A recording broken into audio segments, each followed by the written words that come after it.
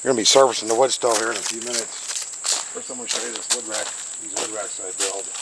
Built these out of angle iron. They're 6 foot wide and they're 4.5 foot tall from the ground, but they're 4 foot from here up. So you got 6 and 6 is 12. A cord of wood is 4 by 4 by 8. So if you cut your wood 16 inches, you're talking about 3 stacks 8 feet long. 8 times 3 is 24. 4 foot high. Well, this is 4 foot high and this is 12. This is half a cord of wood when it's level. And each one of these wood racks is stacked above that. You know, so here's about level with the top of it. So each one of them gets over a foot of wood on top of it. So 4 wood racks, you're talking about 5. What would it be? No. So the 4 wood racks, you're talking 2 cord of wood plus equal to probably another half a cord on top of that. So you're looking at 4 wood racks equals basically 5. I got 16 of these wood racks, so I can roughly get 10 cord of wood I can put in all these wood racks.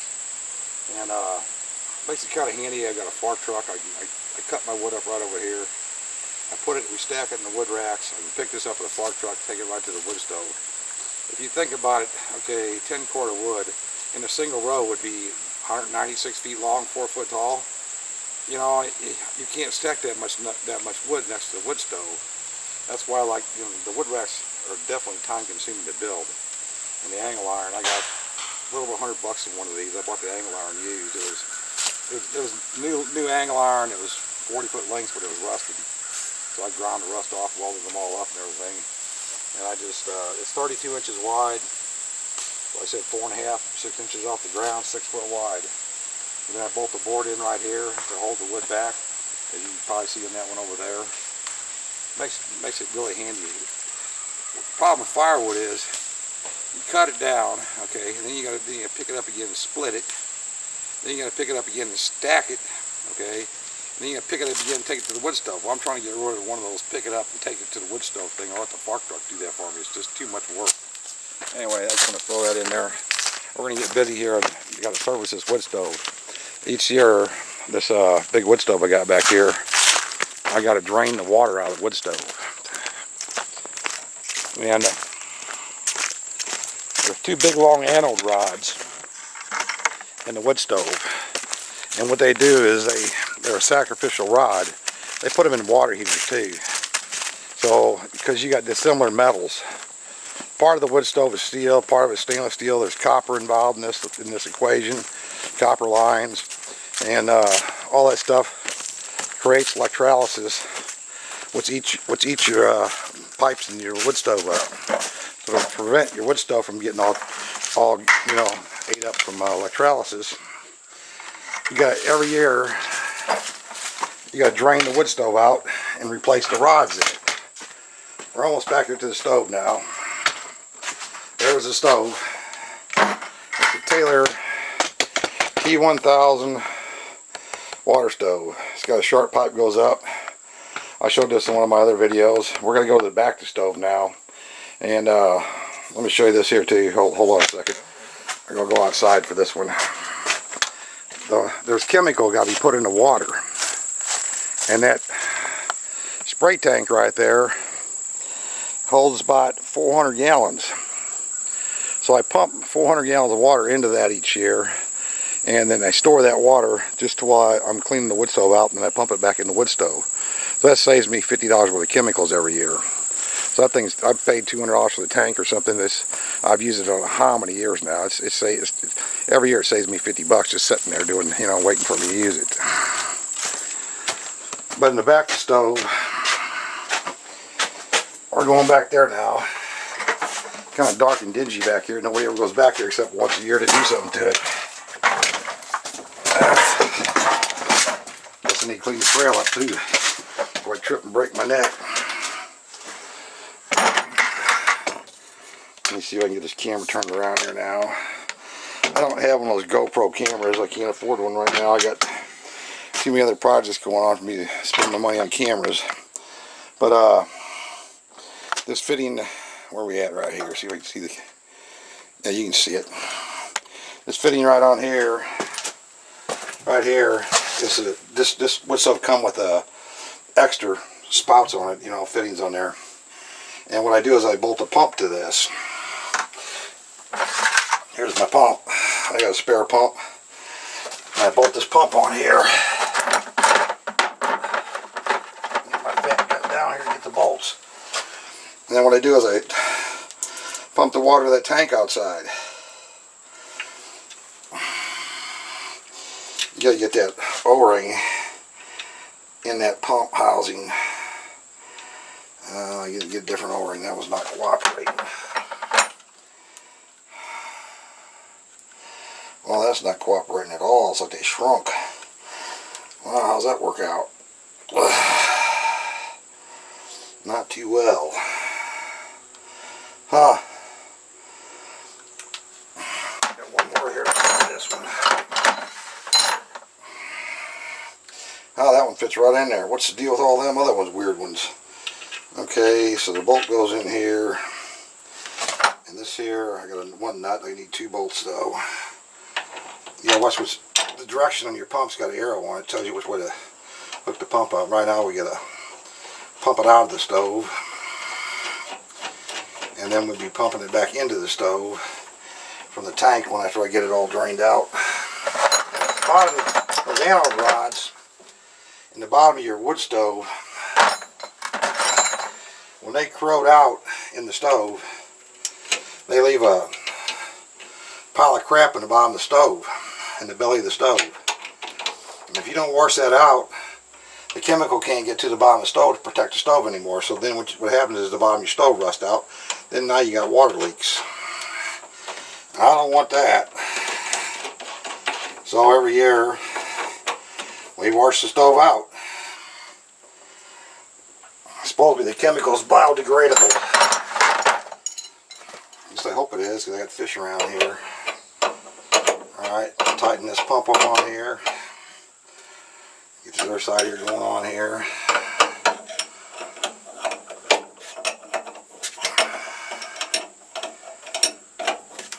Almost got this one, but I got a feeling that we'll give me a different rubber gasket for the other side of this pump, though, because that ain't gonna work. Alright. Try those 2 gaskets over here one more time, but I don't think so. I think I gotta find a different gasket. These are too small. Yeah, it's too small. I can stretch it. I doubt it. Maybe. Nope. I'll go get a different gasket. I'll come back with you in a minute when I get the other gasket, the right gasket for this. Okay, we found the right gasket now, finally. Oh, there's no them brown recluse spiders over there. I'll deal with him in a minute. He won't live long when I get done with him. I don't spray them with poison, I burn them. Got one of those self-igniting propane torches and I just smoke them. Got little skimpy legs. When they up against a propane torch, they ain't got a chance. It burns them right off and they curl up in a little thing and fall to the floor. It don't take very long either, just a woof and they're done. Wipe them out all the time like that. If you can run that torch over something burnable, as long as you move it fast, it won't hurt nothing. Okay, there's my pipe that goes outside. It's a flexible hose. Picked that up from scrap yards because it's a stainless steel, flexible stainless steel tubing of some kind. Very expensive stuff, but like I said, come from scrap yards, so it's cheap for me. Works out pretty good. Don't rust out, that's one thing for sure. Being stainless steel and all. You screw your 2 bolts, you gotta get your the gasket's really a square O-ring. Round square O-ring, if that makes any sense.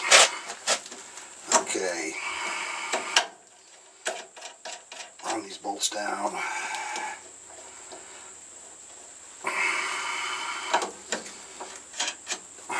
Get the wrenches out of my pocket. Tighten them up.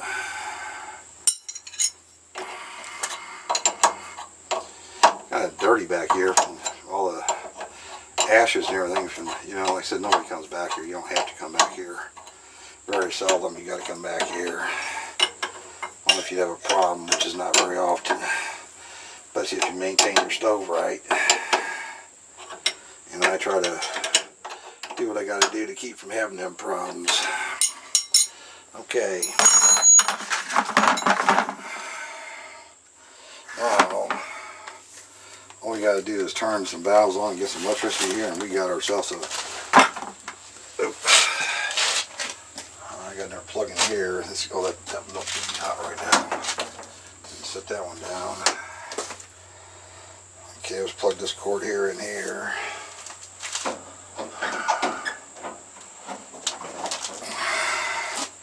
I got a cord up here I made up to test electric motors, and it's got alligator clips on the end of it. Where we at? And you can see the alligator. Just clip it on there. Just a temporary hookup, and you just got to be careful don't touch each other's all. Well, you don't want no ball of fire here. I don't. Okay, so we'll hook this here. Black one, the yellow one, the white one, the white one. Make sure they're hanging free of each other. Okay, they're hanging. First we got to just turn the water onto the pump. There's the water onto the pump. Plug the pump in. Now we should have water going out of the wood stove into the big tank out there. Now let's just sit back and wait till the tank out there. Let's go out there once and look in the tank, see if there's water going in the tank. Let's walk out there to the tank. I need to clean this rat hole up here.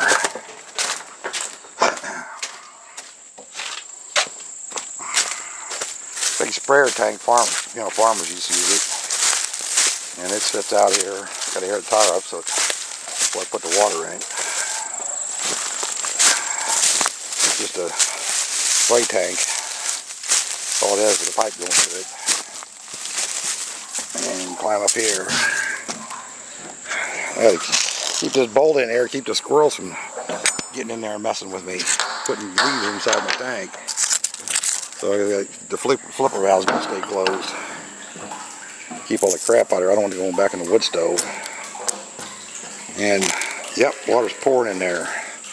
Let me get my flashlight out. I can shine it out, you can see it. Here's my flashlight. Almost got out of the pocket. There we go. Turn this thing so I can see it with you. You see the water coming out the bottom, the pipe down there. It's filling the tank. When the tank gets full, we'll be back at it again.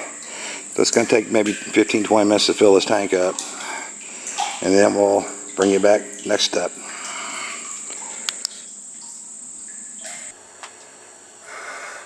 There's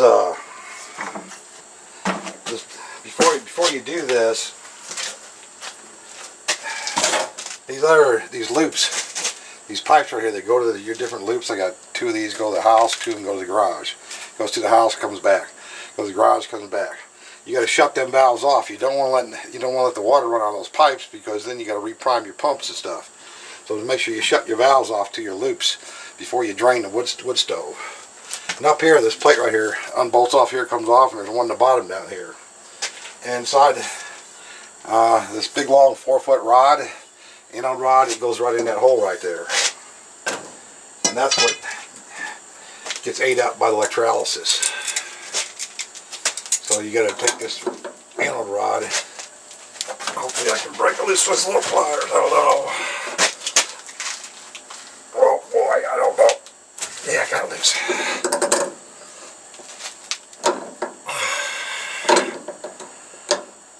You want to break it off, break it loose before you take it out. It's hard you hold on to it to break it loose otherwise.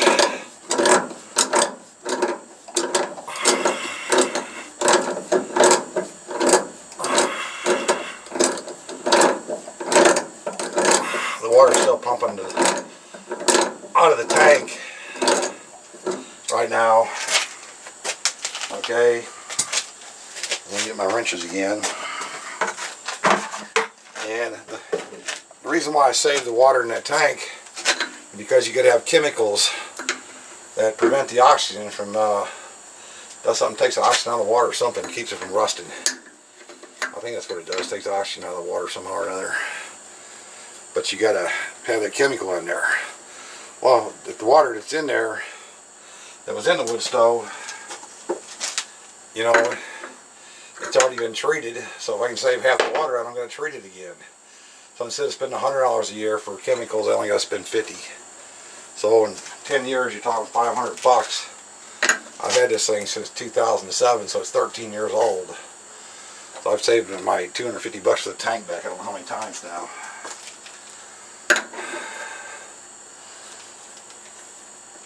But this plate comes off here, and that allows you to access to the water jacket inside the stove. One more nut. You tighten these back up. You don't tighten them very tight, just so you see that gasket start to move a little bit and quit, because you can tighten, over tighten them. Now I'll see if I can get this thing here to break loose the other way. Don't know. There it is. Okay. Now this will come out. There. And there's an old anode rod. There's nothing left, hardly nothing left of it. And if you can see it right there, bend it in half. This here is all down to the wire that's in the middle of the anode rod. And there's really nothing of it left. That's why you got, I shouldn't have bent that until I got it out of there. That's why you got to change them anode. You don't want to get it to the point where you got no anode rod left, because then it'll start eating up the stove. So you want to do this before you have a problem. I'm going to beat that one out with a hammer or something, because it's corroded up in there. Maybe not. I'm going to grab the channel lock and pull it out of there. Gotta get a little smaller than that though.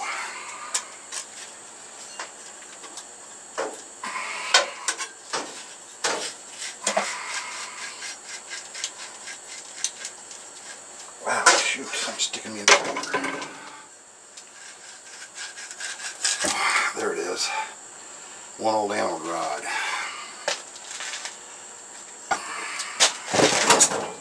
Put that off the side.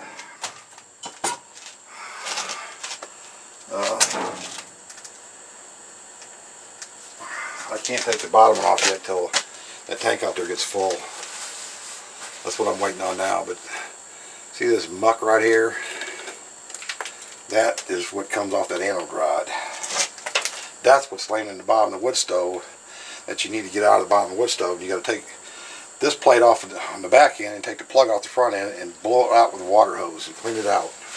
Otherwise the chemical can't protect the metal and it'll eat the stove out. So you got a big old wood stove, middle of winter springs a leak. That wouldn't be no fun. And you might just be down for the winter. You know, we ain't doing that. I should be able to use this gasket with no problem at all. It's just a nice big thick rubber gasket, that's all it is. I gotta clean out the draft holes inside the stove too. That muck that comes off that rod's got to be cleaned out of there. It takes a few hours once a year. It's not a big deal. It ain't nothing to get excited about. It's just something you got to do. You know you got to do it. At least you ought to do it, because if you do it, it'll save you from having a lot of problems in the future. I'm all about that. Let me go check my tank. I'll come back with you. Okay, we got the water all pumped out of this 400 gallons of the 800 gallons. So half the water out of the stove right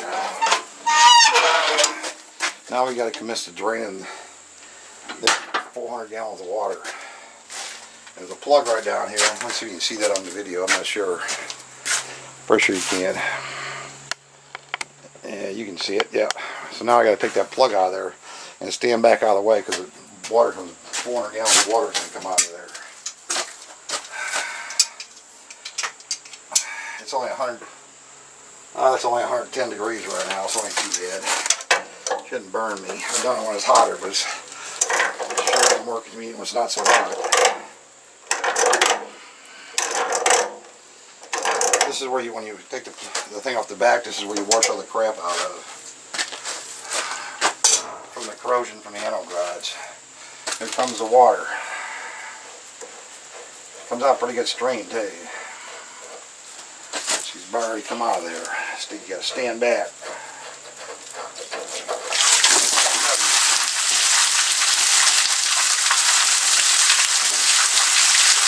Cleans the floor up pretty good.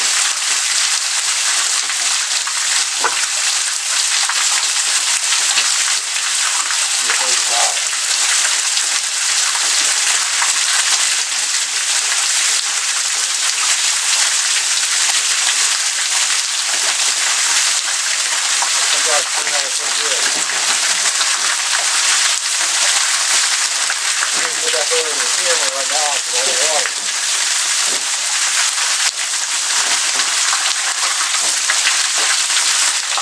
They don't take too long to run it though.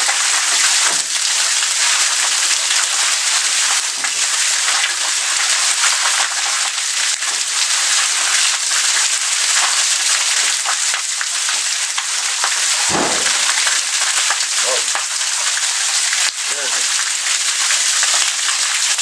Side rolling back in there good. No pressure on. Going down a little bit.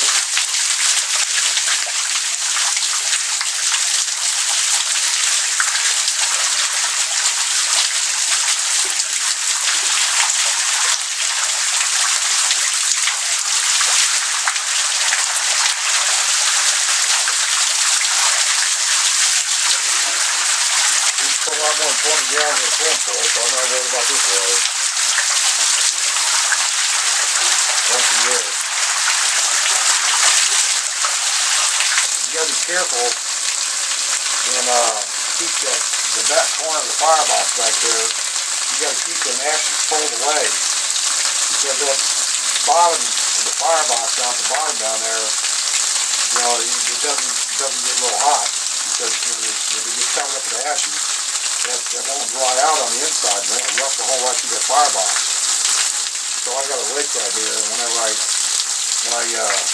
run the stove, I always take a rake and I go around the edges and I take the back of it and I rake it away from the back there, so the heat and the flame, and see how that water's coming out of there now, that nasty stuff. Look at that crap coming out of there. That's all that anode rod stuff it's all in there that you want to get out. There's going to be a bunch more of that come out of there than that when I start washing on it. That's what you want to get out of the stove. That right there will mess your stove up. You don't want to leave that stuff in there. See all that stuff on the ground down there? That's all corrosion from that anode rod. You do not want to leave that in there. But I was saying on the firebox, back in the back corners of them firebox,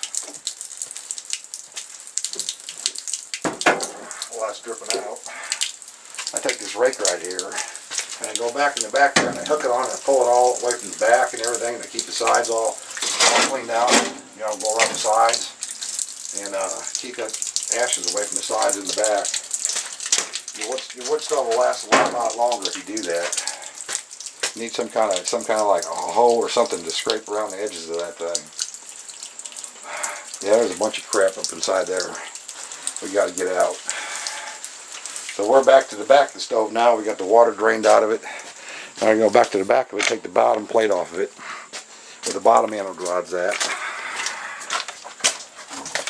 It takes a few hours to do it, but it ain't that big a deal. Not for the thousands of dollars. I got a shop up there. Stays 65, 70 degrees all winter long. Yeah, there's the bottom one right there. Okay, the chino locks on that and break that anode rod. There's the anode rod in that one as well. First you only had one anode rod and it was completely gone. And after that I added a second one to the top one up there.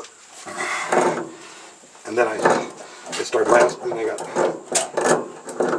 I got more anode rod than I need for a whole year, in other words.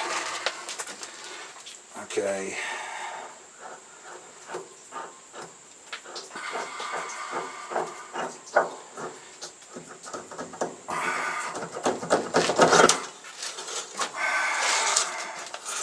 There ain't much left of that one either. There's a little tiny piece right there. That's all that's left of it. The rest of the 4 foot's gone. It ate it up. Okay, Okay, get my wrench out. Soon I wipe this crap off my hands. So much pipe thread sealer and stuff. Take the bottom plate off. Don't take too long to take these off. I said this is a once a year deal. One afternoon you can get it done. Once you got all your parts ahead of time, you got to get your anode rods bought and your chemicals bought before you do it. Then just drain it and put water right back into it and you're ready to go. This has got a another plate up on the other side, like this big one on top, like the one at the bottom down here. And the plate on the other side over there has got a heat exchanger in there. And my domestic cold, water for drinking and washing, shower, and all that stuff goes in the wood stove, gets heated by the water in the tank, and comes and it goes through that copper tube and it comes right back out hot water.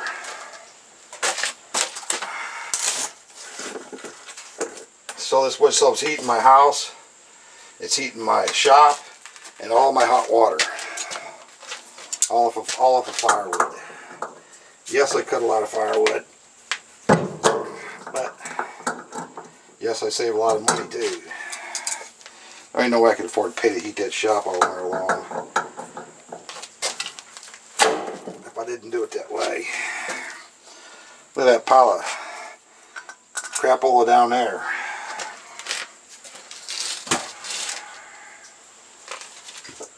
Look at that stuff. Look at this. See that? That's all anode rod. That's all it is, anode rod.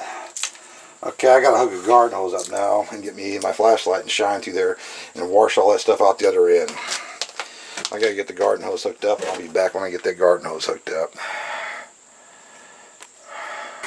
I don't know how much you can be able to see of this, but right now I gotta get the garden hose all set up. First I didn't have a fitting back there to hook the garden hose on, and I had to run a garden hose all the way to my house, which is a real pain in the neck. So if you ever put one of these stoves in, make sure you have a place to hook a garden hose in the back of it.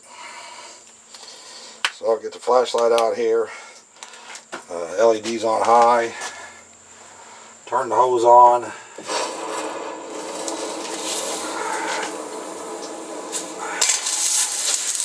start washing the crap out inside the stove.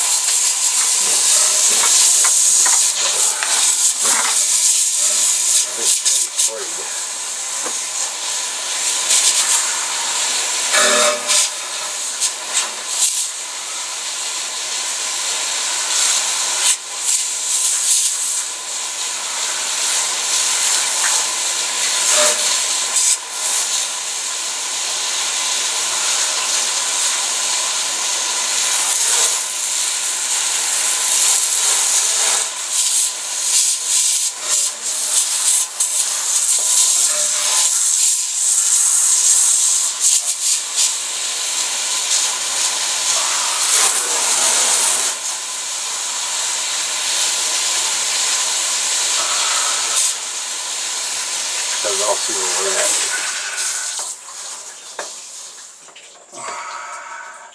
It's so foggy here you can't really see nothing. We got most of it out already. Don't take too long. Let's do a little spray a little bit more, just be on the safe side.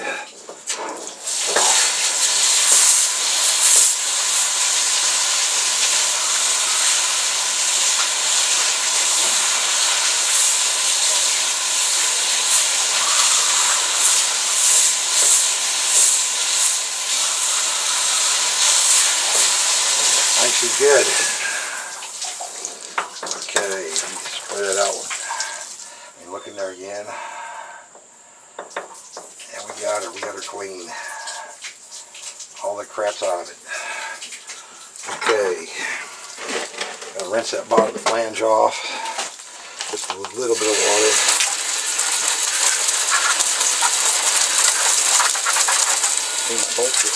Clean my bolt threads up. I got that goo all over them, the slime stuff, the calcium or whatever it is from the anode rods. Alrighty.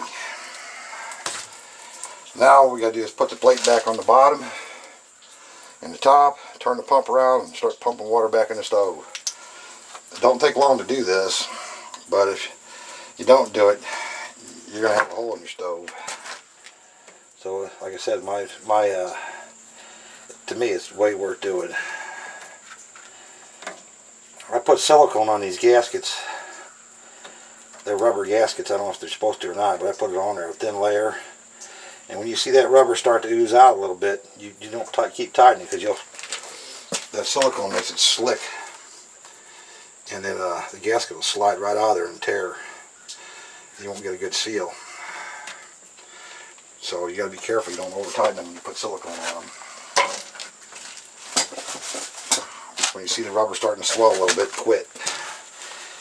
They don't got to be that tight. I think water takes, was it 2.31 feet in the height of water to create 1 pound of pressure?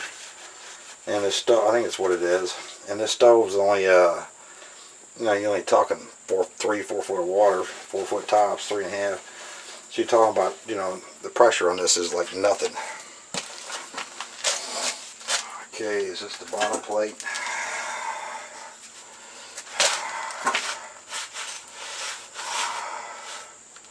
I believe it is. On the bottom. This one up here at the bottom. I mean, it don't matter, they're the same. That's the bottom there, though.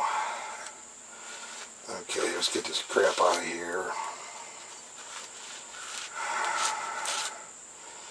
Alright, we gotta get this out. We gotta rinse this out of the threads, too. I gotta turn the water back on for a second. Just a little bit of water, not much.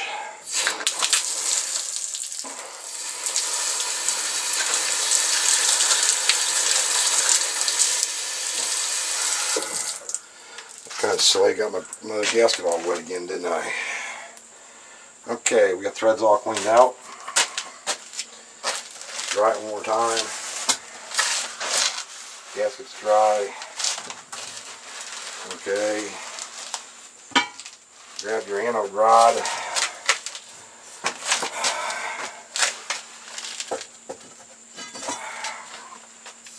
And apply thread sealant to it. Put some thread sealant on the anode rod threads.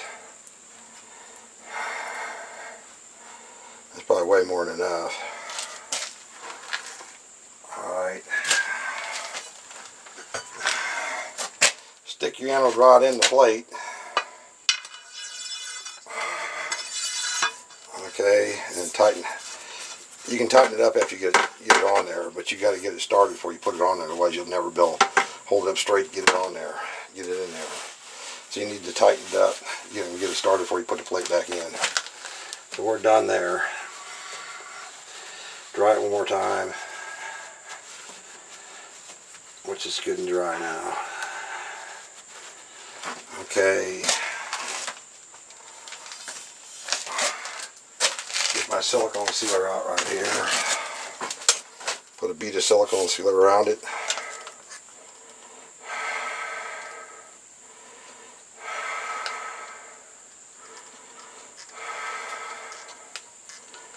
It don't take much. So there's no pressure here to speak of. Just a little bit. That's more than enough.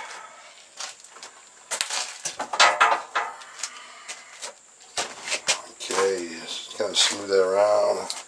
Give me a nice thin layer of that on there. Like so.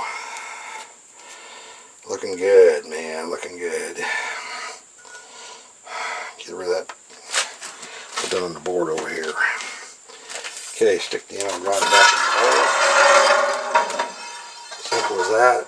Line a couple holes in. Get your nuts out and put your nuts back on.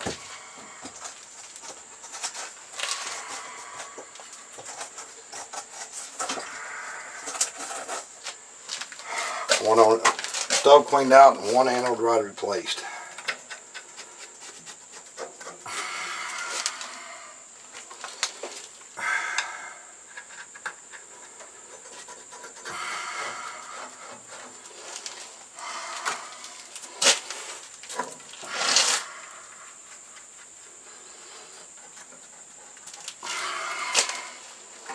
kind of dark back here. I mean, you don't go back here but once a year. And there's enough light to see what I want to do, so I'm happy with it. Ain't like I'm back here reading books or nothing.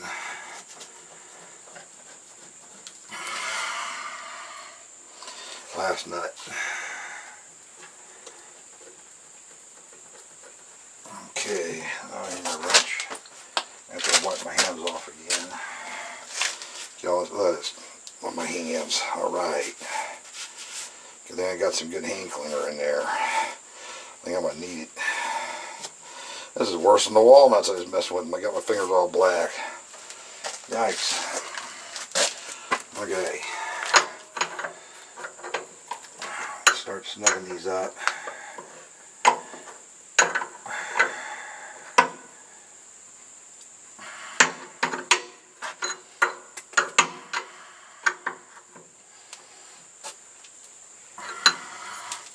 Said you don't tighten these very tight at all. They ain't gonna vibrate loose or nothing. It ain't like an engine in the car or something vibrating. Just a little bit. See that little bit? When I first started doing it, I tended to tighten it too much. Alright, them three are done.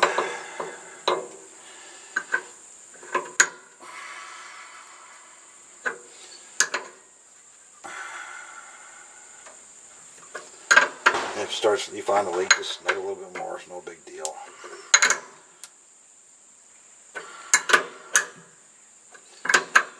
Okay, bottom plate's on it. Take your rag and wipe that thread sealer, excessive thread sealer off of there. You don't need. I don't need all my good Nippet channel locks, pliers. Here they are. Tighten your anode rod up now.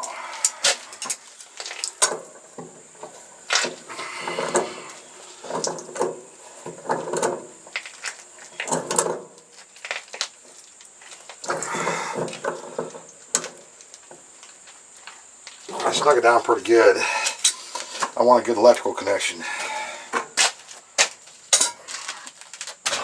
wouldn't have to be that tight for pressure because there's no pressure there. The next thing we got to do now is turn the pump around. So that valve's off, this valve's off, so we can take the pump loose. And let's find by the wrench. It's in the bucket. Take the pump off, turn around, pump the water from the tank back into the stove now.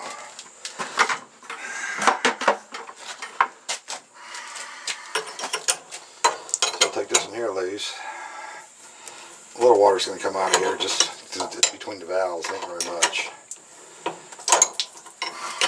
very much at all.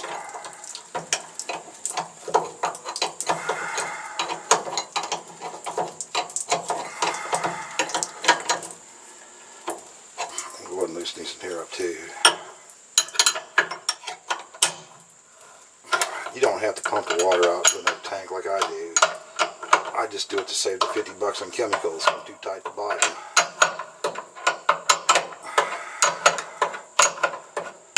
It don't take me that long to do it either, though. That's why I do it. Okay. If it was a major deal or something, I wouldn't do it, but it's not major at all. We don't need this electrical cord hanging there around the water. Get you out of the way.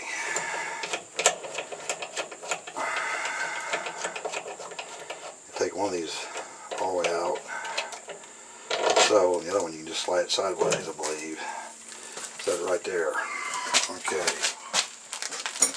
Now I'll take one of these out of here.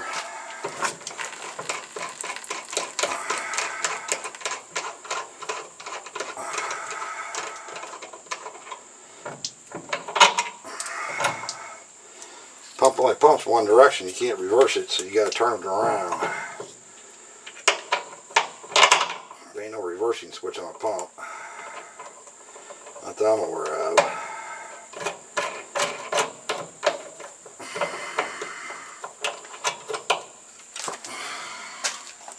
They don't run backwards. The way their impellers inside a pump, they're only made to go one way.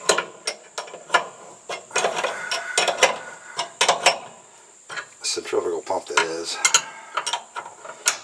I imagine you'd run a piston pump backwards and still pump.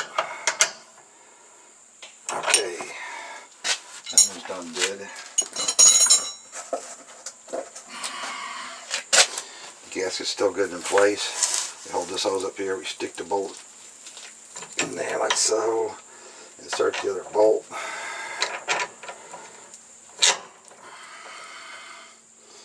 Get a nut on her.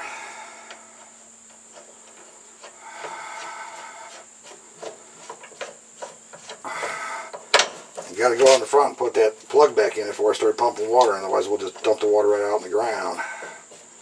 We don't want to do that.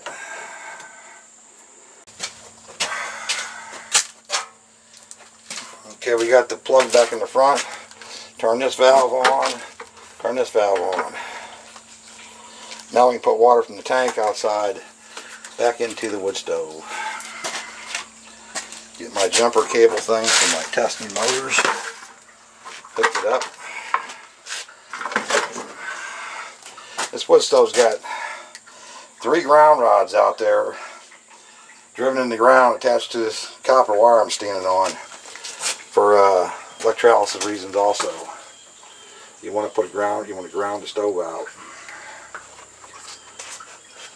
Dang, to keep that. You got water in something with different kind of metals in there. It acts like a battery, and that's what causes it to eat it up.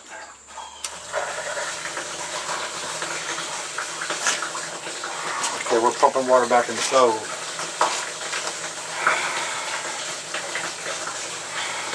Cool.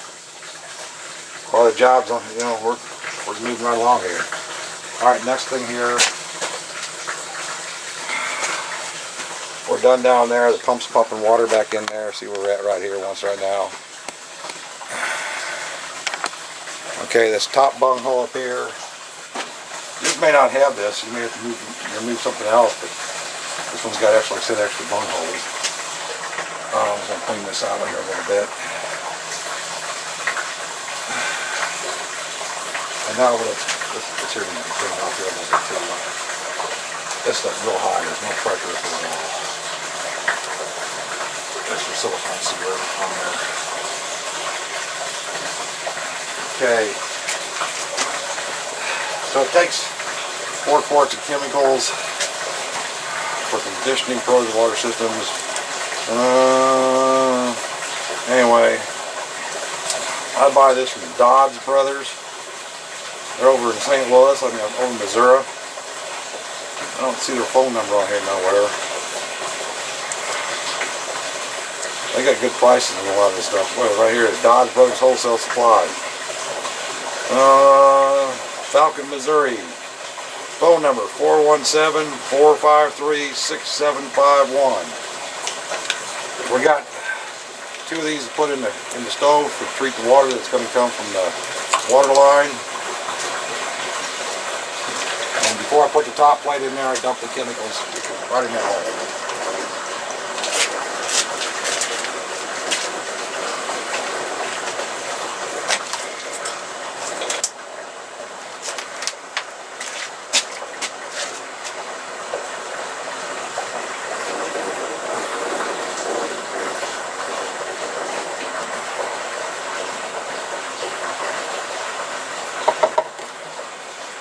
That one's empty. Second one. I'm at $25 a jug. That's what I say when I buy those 2 jugs. Really long right there. On the chemical in the stove, not out of the stove.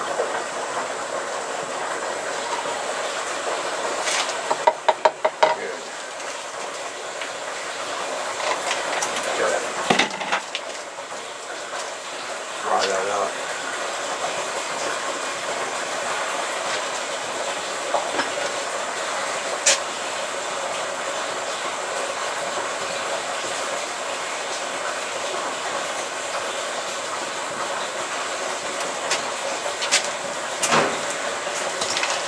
Put the thread sealer on the second Allen rod. You don't need two of these anode rods, but if your anode rod is ate up after 1 year, you want to have anode rod left. You don't want to be running out of anode rod. Because if it ain't eating the anode rod, it's eating the stove. You don't want to be eating your stove up. That's why you want to make. That's why I got two of them there. Okay. Once again, I'll stick the anode rod in the plate before I put the plate on the stove. Start the threads. Okay, we're good there. Silicone right here don't look too bad. Put some more on there.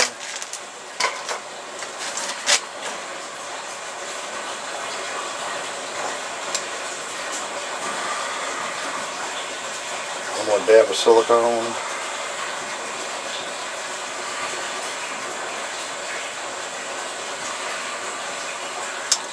Good.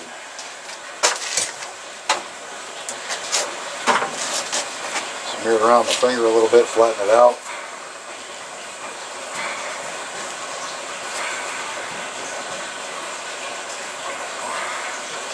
Install the anode.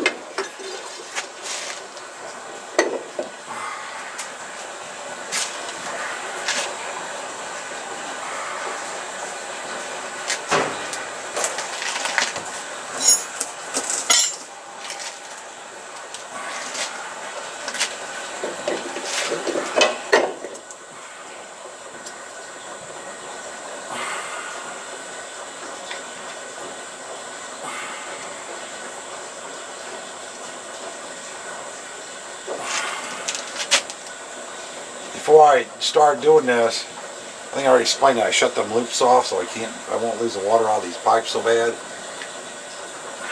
I already said that. But in case somebody got into the video. Need one more nut there. Where's that? There you are. Found you.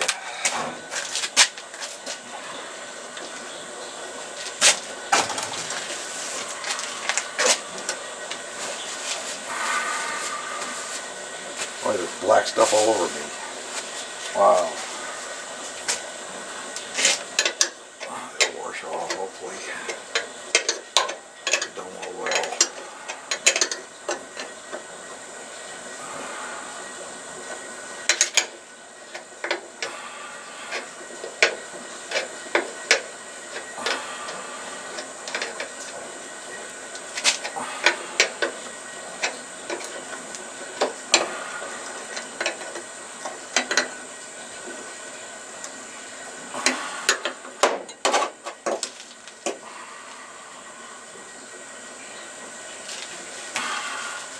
Got in the nuts, they're slick. Can't turn on my hands, they're still too slick.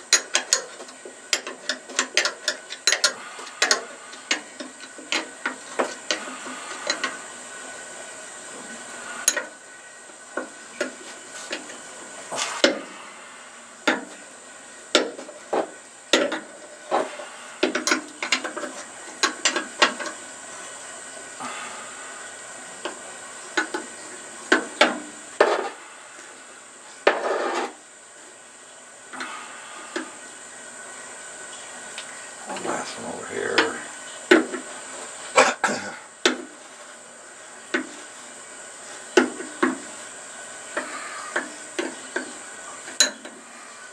Once again, they don't go very tight. Don't get crazy on them.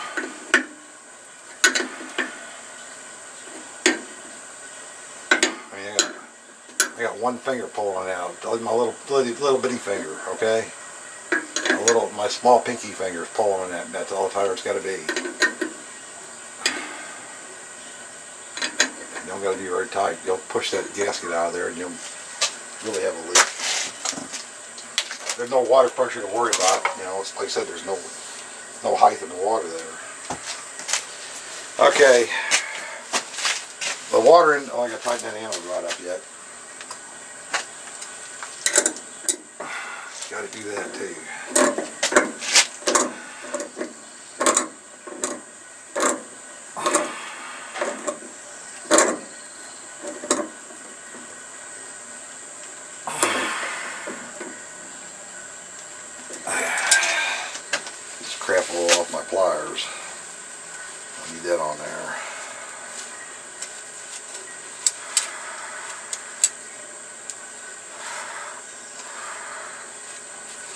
pipe thread compound. These Nipex pliers, that's the best ones. Can't believe how good those work. And they were nice. They really bite in the way they got those jaws designed. They really bite in good. So we got the water out of it. Anode rods, the stove cleaned out, plates all back on it, both anode rods back in it, and water going back in it. As soon as that tank gets done, I'll shut this off, disconnect the pump, and turn the city water on and finish filling the tank. Chemicals in it and everything. So the water side is almost done except for filling it back up. Now we got to get involved in, I think I'm going to get me some gloves for this. We got to pull this damper door off the back of the stove. Okay. I'm going to carry this outside.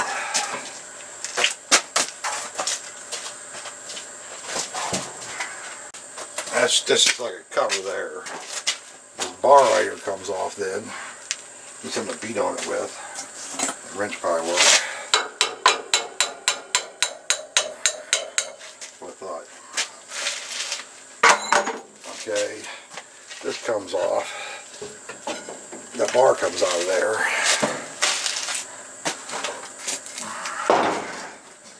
And this thing here now. Oh.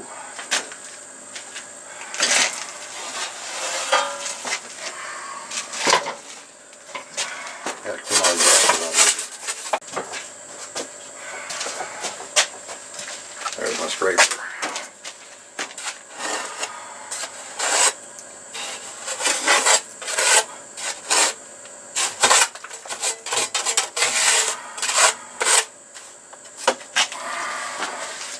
I'll bring you back in a minute. I gotta go check the water out in the tank outside.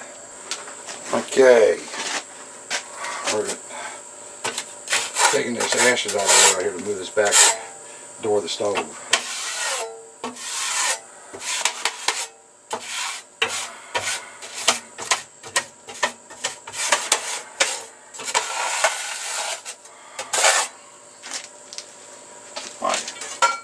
Thing down there.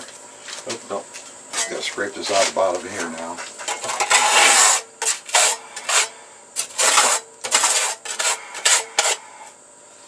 Okay, let me go dump that ash pan out and we'll pull that door off there.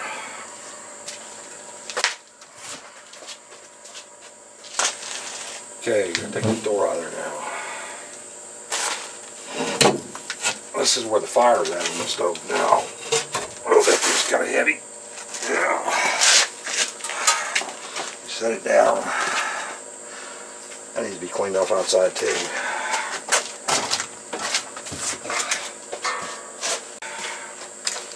That thing's dirty, man. These round pipes right here, where'd my dustpan go? These round pipes right here are the flue pipes in the stove.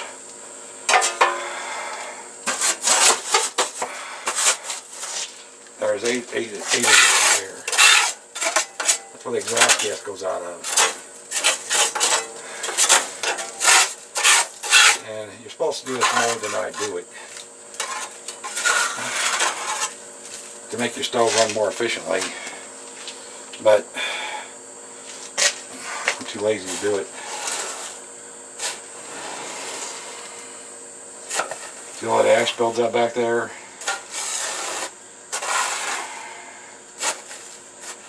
I got a long piece of conduit, a piece of metal made on it that fits in round holes, and you got to shove that through there and clean them holes out. If I did it more often, it'd be easier to do. It gets kind of hard to do once in a while. Stuck on the ground. Huh. What's that? This thing here has got a washer, like it's got a cup like washer in it. And that goes in there.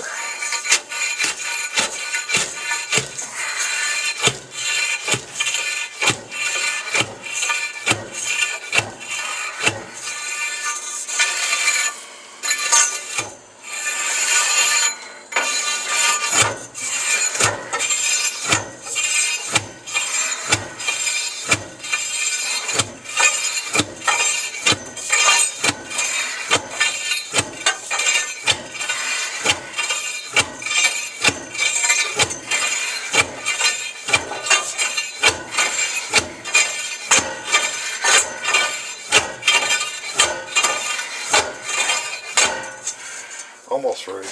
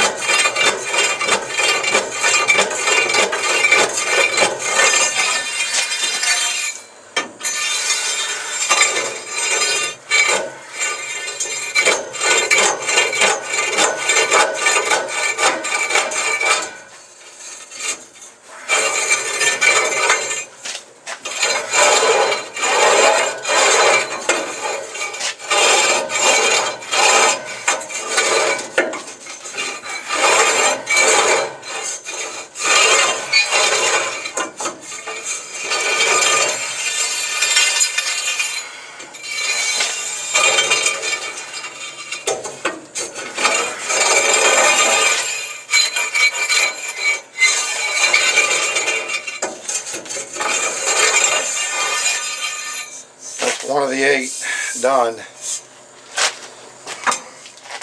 And one more up top. I get the big square box like thing up there. I don't know if you can see through there or not. Let me let the thing down a little lower. I'll show you what I'm talking about. Oop. Okay. You can see through that hole through the stove now. And you see on the outside, and then up top there's that rectangle shaped box up there. That's got to be cleaned out. So there's 8 of these right here. I'm going to finish cleaning these out. Go around the other side. Okay, and the floor in here, that's all that anode rod stuff. All that white crap on the floor. This crap, it's all from an anode rod. And I have my flashlight's in my pocket. Hang on. There's those pipes up there. That's the one I just cleaned out way up there in the top. It's right there. I cleaned it out, but I got to clean all these other ones out right here. See how they got all the crap built up in them? You put this light on. Yeah, you can see all that. There's 8 pipes across the top of the stove, and it goes all the way to the back and goes to that back chamber, and then it turns around, comes up here. And it gets this front one right here, and I got to clean all this stuff out of here too. Let me get all that shoved out there with them rods, and we'll bring you back.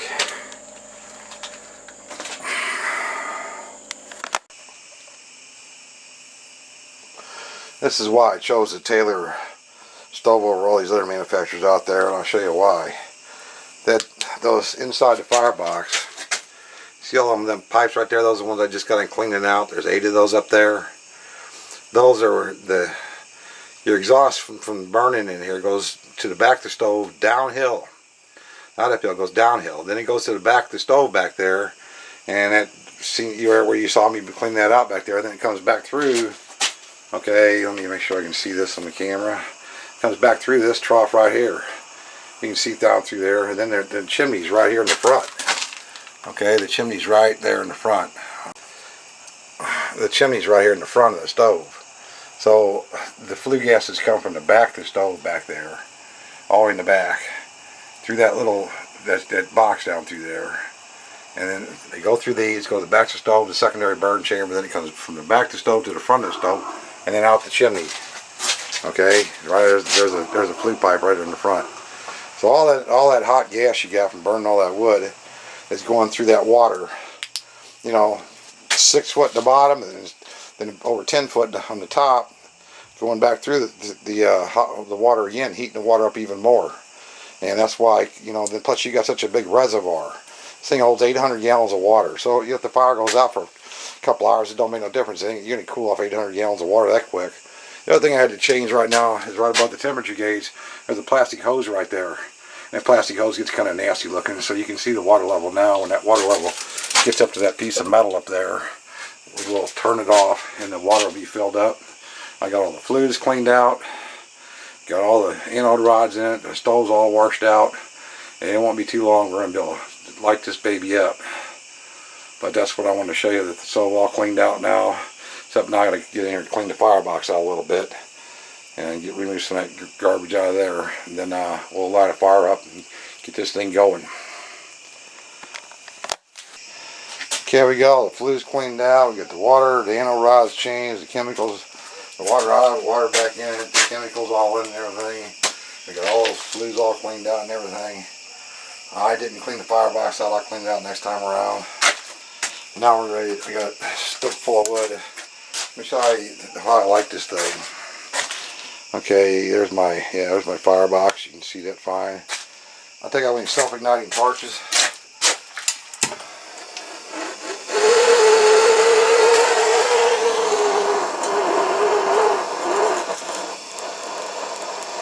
Simple as that. Let it sit there and run for a few minutes. Close the door, turn the blower on, and go. You don't got to put oil in these things. You don't got to put all kinds of crap in there. That little torch right there. You just got to stack some small stuff right there in the front. Right when that blower blows, you got to stack your small stuff right there. It'd been better if I would have had smaller stuff in there, but you stack small pieces in there. That torch blowing on that for just a short period of time. Get that going. Close the door, hit the blower blows on it, and she takes off. Nothing to it. You don't need to put gasoline or oil in there or nothing like that. Just some dry wood, or the smaller the wood the better, right there in the front. And it don't take long. But I see the blower comes off the door right here. It goes straight right on that fire. Temperature's down to 90 degrees right now.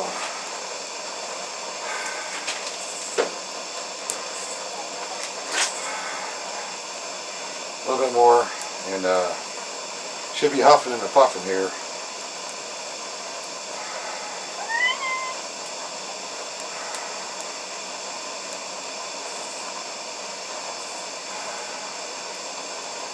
Just, you gotta let that torch go and get the, pack. It takes two pieces of wood to create a fire. You gotta have one mixed the other, one heats the other. That's why you pack them nice and tight right in there and get that torch on there. And she'll have nothing flat. I'm getting ready to close the door. Sometimes I close it too soon, but it's no big deal. I can just put the torch there again for a couple minutes. But it's so easy to light like this. She's putting out quite a bit of smoke up here. It won't be long, she'll be going. It's starting to go already. See the flames coming up in there. You get that blower blowing on that. Yeah, we're ready to go. So maybe a minute and a half, 2 minutes tops for the propane torch. It's still burning right now. Turn the door closed. You turn the blower on before you get all the way close, it will smother the fire.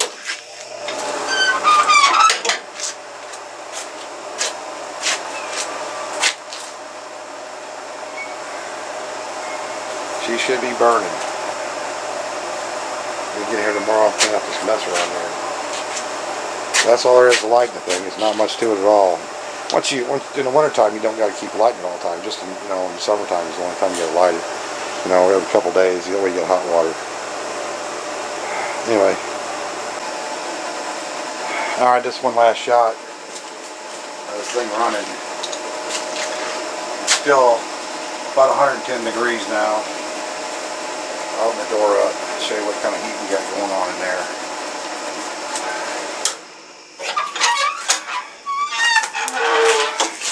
Pretty nice little flame going on in there. She's burning pretty good.